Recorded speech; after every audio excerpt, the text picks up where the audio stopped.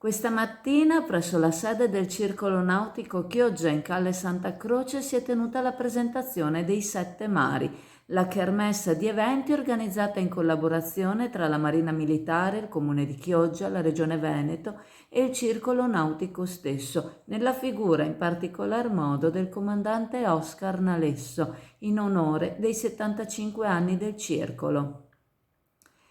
A dare il via alla presentazione il vicepresidente del Circolo Nautico di Francesco Alessandro, seguito poi da Oscar Nalesso, dal vice sindaco Elena Zennaro e dal comandante della Capitaneria di Porto Guardia Costiera di Chioggia, Alessio Palmisano.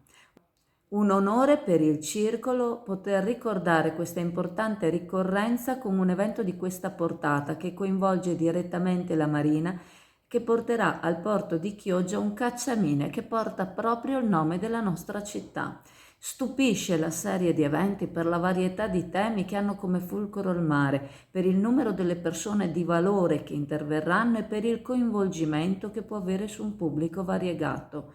Una grande disponibilità e collaborazione per il team che si è creato nell'occasione, che vede come indispensabile l'opera della Capitaneria di Porto Guardia Costiera di Chioggia, intervenuta in conferenza con il comandante Alessio Palmisano, figura chiave per le attività del mare e della costa della nostra città.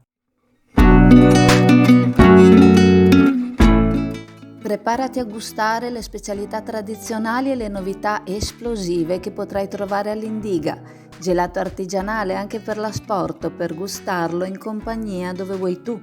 All'Indiga il gelato da passeggio più gustoso, in cono, coppetta o con lo stecco.